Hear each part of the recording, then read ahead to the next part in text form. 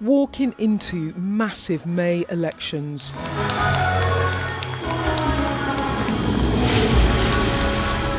That Nigel Farage hopes will prepare him for a much bigger stage. This a key dress rehearsal for a general election which Farage is determined to win. You're about to do a rally, the stage is set, you're polling second here. What does success look like for you in these May elections? Complex series of answers. Here in Scotland, to become the opposition would be amazing. Be absolutely amazing. And if we embed ourselves there, we can move on in the years to come. In Wales, well, we're neck and neck. Right now, literally neck and neck with Plaid in those polls.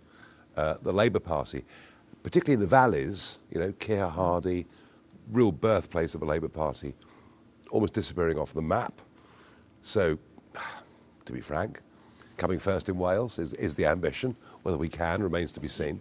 But Farage is facing obstacles. Do you think you've got a Trump problem? No. You don't? No. Luke Trill said that, of More in Common, says that the biggest barrier to people voting reform is Trump. I believe our relationship with America is absolutely crucial. So for me, in terms of international relationships, it's America first, not Trump first. The reason I'm asking is obviously you have been close to Trump. It was long seen as an asset. You used it as an asset, that you had a close relationship with our closest ally. Is he now becoming a liability for you? Well, the Iran war has opened a whole load of questions. And extraordinary, isn't it? What do you think? The man who instinctively was always against all these foreign wars is now engaged in one. The reasons, I don't know. If it is to make sure that Iran doesn't have a nuclear weapon, then that is a very worthwhile aim. What worries me is what's the end game. Trump shared an AI-generated image of himself as Jesus Christ, which has deeply upset many Christians. I was quite shocked by it. Were you? It's not something I do. Were you surprised? I'm never surprised by what Trump does. Trying to distance himself from Trump and from Reform candidates and councillors who made promises to voters they haven't kept. With your councils, there were promises made by candidates across multiple areas to freeze or cut council tax during last year's elections, and some of them have been reneged on.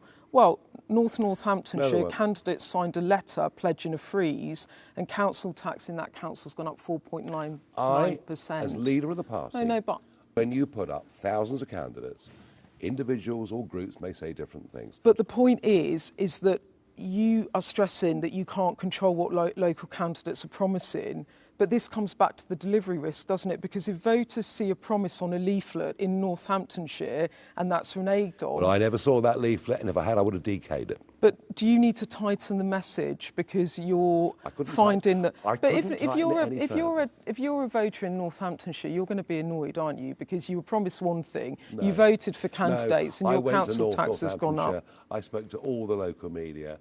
I did everything I could do to make the message very, very clear. Your opponents will say it makes you not credible. What do you say to that? We're not North Korea.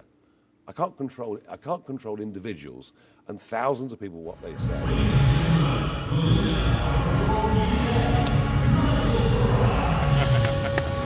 For now, Reform are running a handful of councils across England, but that could all be about to change should Farage succeed in May and become a real party of government. He'll have proven he can deliver at the ballot box, delivering in office a much harder task. Beth Rigby, Sky News, Aberdeen.